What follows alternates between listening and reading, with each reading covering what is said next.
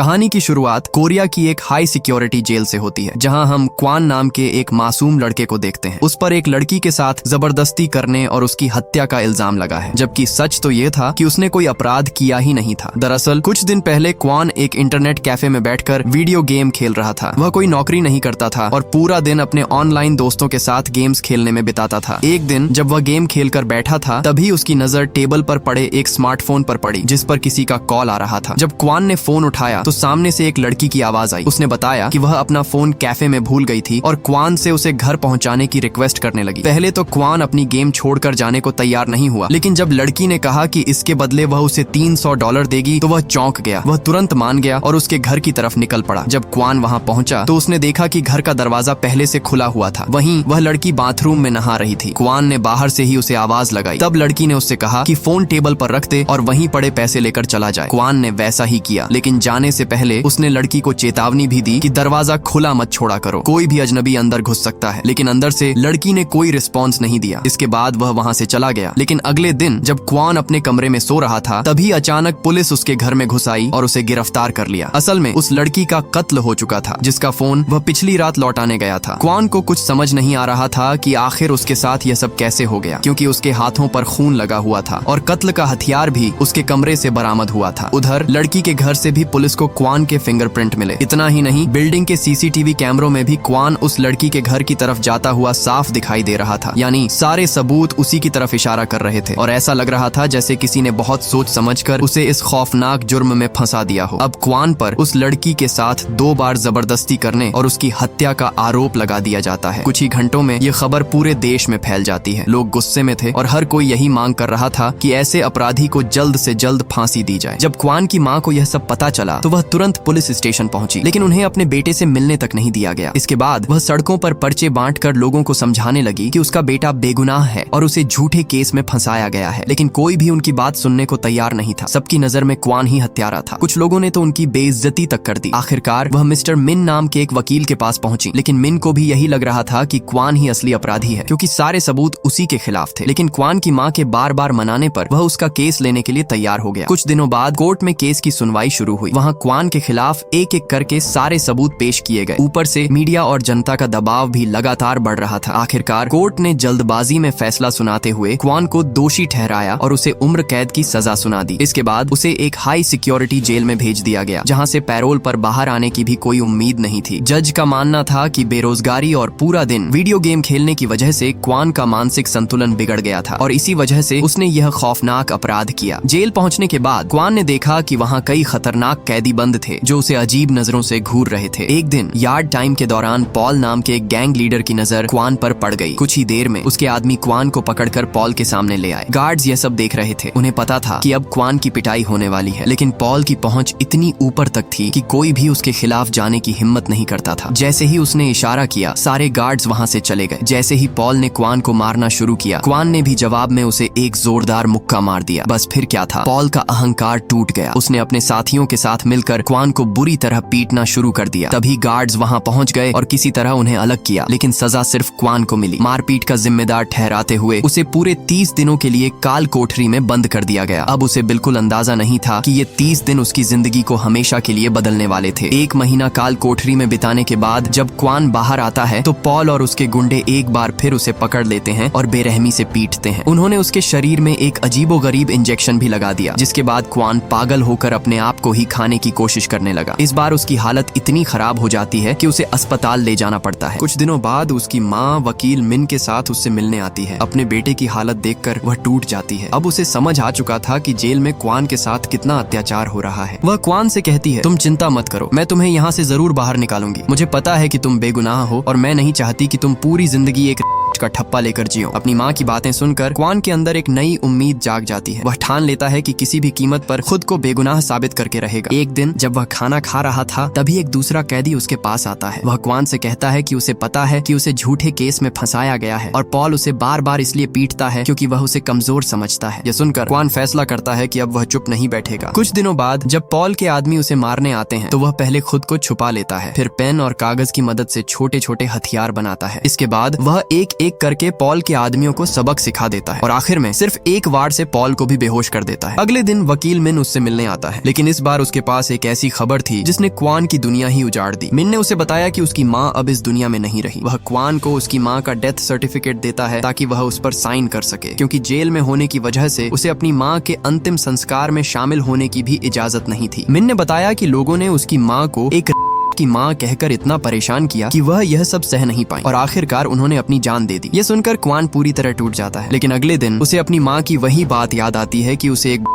की जिंदगी नहीं जीनी है। उसने अपनी माँ से वादा किया था कि वह अपनी बेगुनाही साबित करके रहेगा। इसी जुनून में वह अचानक पॉल पर हमला कर देता है। दोनों के बीच खतरनाक लड़ाई शुरू हो जाती है, लेकिन इस दौरान क्वान के पेट में चाकू लग जाता है। दोनों बुरी तरह घायल हो जाते हैं, इसलिए पुलिस उन्हें इलाज के लिए अस्पताल ले जाने लगती है। जब क्वान और पॉल को पुलिस की गाड़ी में अस्पताल ले जाया जा रहा था, तभी अचानक क्वान उठ खड़ा होता है और गार्ड्स पर हमला कर देता है। वह चीफ गार्ड की गर्दन पर एक नुकीली चीज रखकर अपनी हथकड़ी की चाबी मांगता है। डर के मारे गार्ड उसे चाबी दे देता है, लेकिन तभी अचानक उनकी गाड़ी का एक्सीडेंट हो जाता है, जिसमें सभी बुरी तरह घायल हो जाते हैं। इस मौके का फायदा उठाकर क्वान जैसे तैसे गाड़ी से बाहर निकलता है, हथकड़ियां खोलता है और जंगल की ओर भागने लगता है। लेकिन तभी पीछे से चीफ गार्ड उस पर बंदूक तान देता है। हालांकि उसे भी एहसास हो चुका था कि क्वान बेगुनाह है और अगर वह जेल में वापस गया तो उसकी जिंदगी नर्क बन जाएगी, इसलिए वह अपनी बंदूक नीचे कर देता है और क्वान वहाँ से भाग निकलता है। थोड़ी दूर जाने के बाद क्वान को कुछ घर दिखाई देते हैं, जहाँ से वह कपड़े चुराकर पहन लेता है और वहाँ से निकल जाता है। अब पूरे देश की पुलिस उसे पकड़ने में जुट जाती है। भागते भागते उसकी नजर एक कपल पर पड़ती है जिनकी गाड़ी खराब हो गई थी और उन्हें जल्दी एयरपोर्ट पहुंचना था। क्वान उनकी गाड़ी ठीक कर देता है, बदले में वह दोनों उसे आगे तक लिफ्ट दे देते हैं। असल में उन्हें क्वान के बारे में कुछ पता नहीं था और वैसे भी वह देश छोड़कर जा रहे थे, इसीलिए एयरपोर्ट पहुंचकर वह अपनी गाड़ी भी क्वान को दे देते हैं ताकि वह उसे बेचकर कुछ पैसे कमा सके। आखिरकार क्वान उनकी गाड़ी लेकर शहर की ओर निकल पड़ा। क्वान सीधा मिन के घर पहुंचता है। उसे उम्मीद थी कि मिन उसकी हालत समझेगा और उसकी मदद करेगा। मिन उसे उसकी माँ की आखिरी निशानी के तौर पर उनका नेकलेस देता है और कहता है कि वह केस फाइल्स की दोबारा जांच करेगा, लेकिन अभी उसे खुद को सरेंडर कर देना चाहिए। यह सुनते ही क्वान वहां से निकल जाता है। इसके बाद वह एक इंटरनेट कैफे में पहुंचता है, जहां वह अपने ऊपर लिखे गए सारे आर्टिकल्स पढ़ता है। हर जगह उसे ही अपराधी बताया जा रहा था, लेकिन तभी उसकी नजर एक डॉक्यूमेंट्री पर पड़ती है जिसमें कहा गया था कि क्वान को झूठे केस में फंसाया गया है। उस डॉक्यूमेंट्री में लिखा था कि आखिर क्वान सिर्फ 3 मिनट में किसी लड़की के साथ 2 बार जबरदस्ती करके उसकी हत्या कैसे कर सकता है। साथ ही इस केस के कई सबूतों के साथ भी छेड़छाड़ की गई थी। यह सब देखकर क्वान को थोड़ा सुकून मिलता है। फिर वह देखता है कि इस डॉक्यूमेंट्री के राइटर का नाम मिस्टर हैरी है। असल में हैरी वही इंसान था जो पहले क्वान के साथ ऑनलाइन गेम्स खेला करता था। कुछ ही समय बाद क्वान की मुलाकात मिस्टर हैरी से होती है, लेकिन तब उसे पता चलता है कि मिस्टर हैरी असल में एक लड़की है जिसका असली नाम यून था। तभी कैफे का मैनेजर क्वान को पहचान लेता है और पुलिस को इसकी जानकारी दे देता है। यह देखकर यून तुरंत क्वान को वहाँ से निकलने के लिए कहती है। इसके बाद वह क्वान को शहर के बाहर बने अपने एक खुफिया अड्डे पर ले जाती है, जहां वह दुनिया से छुपकर अकेली रहती थी। वहां पहुंचकर क्वान देखता है कि पूरे कमरे में कई कंप्यूटर स्क्रीन लगी हुई थी। असल में यून छोटे मोटे हैकिंग के काम किया करती थी। वह क्वान को ताजा खाना देती है। कई दिनों से भूखे क्वान उस खाने पर टूट पड़ता है। तभी वहां कुछ लोग आ जाते हैं। पहले तो क्वान घबरा जाता है, लेकिन असल में वह उसकी गेमिंग टीम के बाकी दोस्त थे। अब सभी मिलकर क्वान की मदद करना चाहते थे। यून पहले ही इस केस की जांच कर चुकी थी और उसे कई गड़बड़ियां मिल चुकी थी। इसके बाद पूरी टीम हाल ही में हुए हाई प्रोफाइल केसों की जांच करने लगती है। तभी उन्हें एक अजीब बात पता चलती है। हर क्राइम सीन के कैमरा फुटेज में एक ही ट्रक दिखाई दे रहा था। यून हैकिंग करके उस ट्रक की जानकारी निकालती है और पता चलता है कि वह एक स्क्रैपयार्ड के नाम पर खरीदा गया था। इसके बाद क्वान छुपते छुपाते उस स्क्रैपयार्ड तक पहुंचता है। वहां वह 2 आदमियों को एक बड़ा सा बक्सा गाड़ी में रखते हुए देखता है। क्वान उनका पीछा करता है और कुछ देर बाद वह लोग एक आलीशान बिल्डिंग में पहुंचते हैं। असल में वह घर मशहूर टीवी एक्टर नो जून यंग का था। उन लोगों के जाने के बाद क्वान यून की मदद से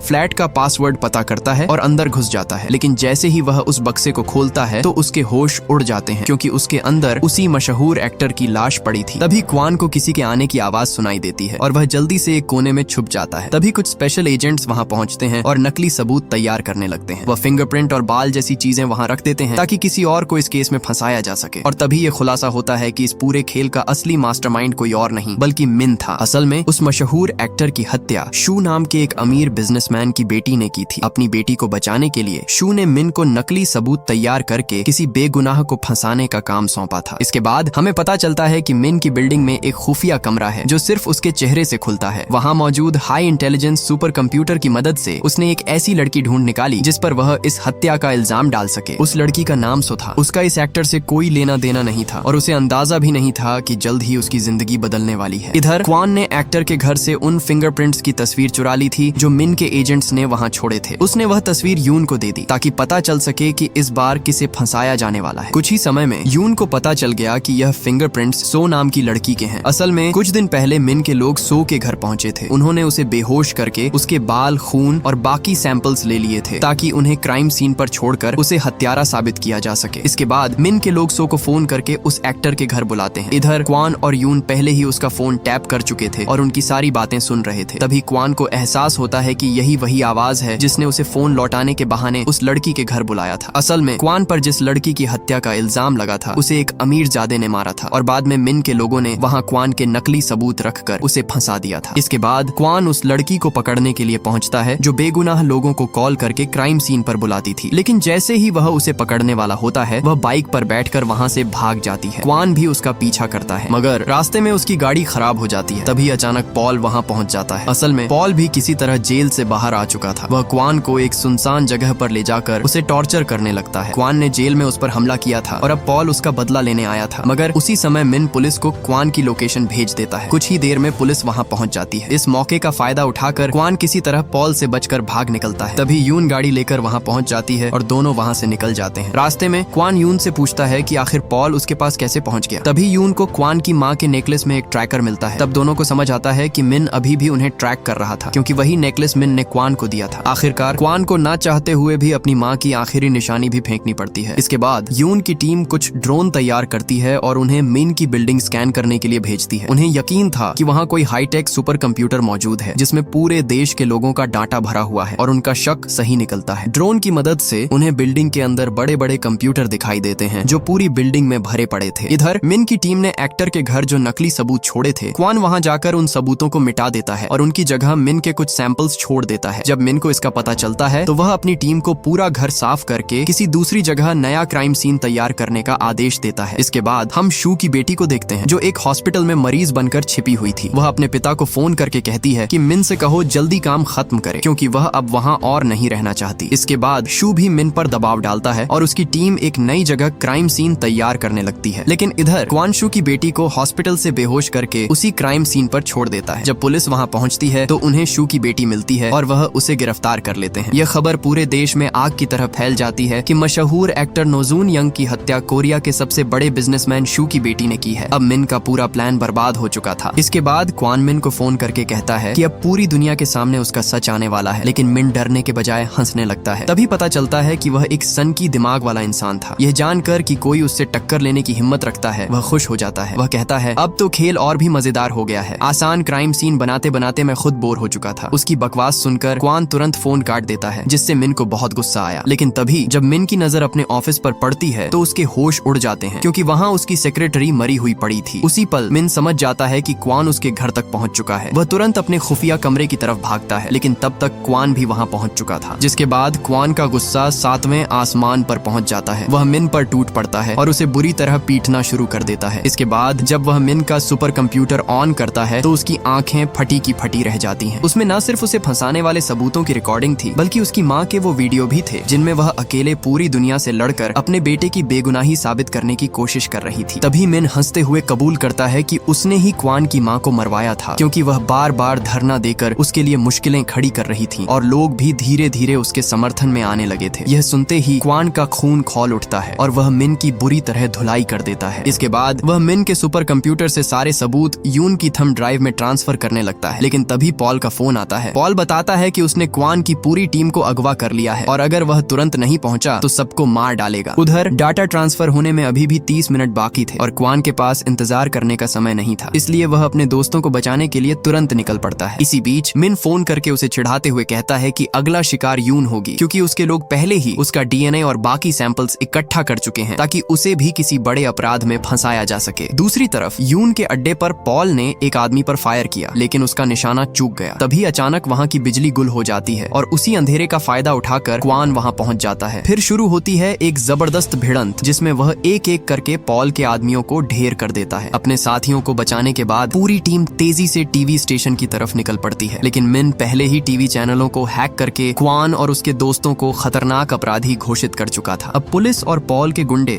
दोनों उनके पीछे पड़ चुके थे। टीवी स्टेशन पहुंचते ही यून अकेले कमांड सेंटर में घुस जाती है, जबकि बाकी लोग बाहर दुश्मनों का ध्यान भटकाने लगते हैं। यून का मकसद साफ था, पूरे देश के सामने मिन की असलियत उजागर करना। कुछ ही देर में पुलिस क्वान के साथियों को पकड़ लेती है और क्वान की गाड़ी को भी चारों तरफ से घेर लिया जाता है। आखिरकार क्वान खुद को सरेंडर कर देता है। टीवी पर यह सब देखकर पूरा देश यही समझ रहा था कि आखिरकार अपराधी पकड़ लिया गया है और उधर मिन भी खुशी से मुस्कुरा रहा था। लेकिन उसकी यह खुशी ज्यादा देर टिक नहीं पाती। अचानक उसका कमांड सेंटर बंद होने लगता है। तब उसे एहसास होता है कि यून की थंब ड्राइव अभी भी उसके सिस्टम से जुड़ी हुई है और उसके सुपर कंप्यूटर का पूरा डाटा पहले ही यून तक पहुंच चुका है। बस फिर क्या था, यून ने टीवी स्टेशन को हैक करके पूरे देश के सामने मिन की काली करतूतों का पर्दाफाश कर दिया। हर चैनल पर दिखाया जाने लगा कि कैसे मिन नकली सबूत तैयार करके क्राइम सीन बनाता था और बेगुनाह लोगों को अपराधी साबित कर देता था। इसके साथ ही क्वान का केस भी दुनिया के सामने आ गया और लोगों को एहसास हुआ कि उन्होंने एक मासूम इंसान के साथ कितनी बड़ी नाइंसाफी की थी। अब मिन के पैरों तले जमीन खिसक चुकी थी। वह जल्दी से भागने की कोशिश करता है, लेकिन क्वान की टीम पहले ही उसकी गाड़ी का स्टीयरिंग व्हील निकाल चुकी थी। इससे पहले कि वह कुछ समझ पाता, पुलिस वहां पहुंच जाती है और उसे गिरफ्तार कर लेती है। दूसरी तरफ क्वान और उसके सभी साथियों को बेगुनाह साबित करके सम्मान के साथ रिहा कर दिया जाता है। आखिरी सीन में हम जेल के अंदर पॉल को देखते हैं, जो गुस्से भरी नजरों से मिन को घूर रहा होता है, क्योंकि उसी की वजह से वह दोबारा जेल पहुंचा था। इसी के साथ हमें समझ आ जाता है कि मिन के लिए जेल का सफर बिल्कुल आसान नहीं होने वाला और इसी के साथ यह दमदार कहानी यहीं खत्म हो जाती है। अगर आपको ये कहानी पसंद आई हो तो वीडियो को लाइक जरूर करें और चैनल को सब्सक्राइब करना बिल्कुल न भूलें। मिलते हैं अगली शानदार कहानी के साथ।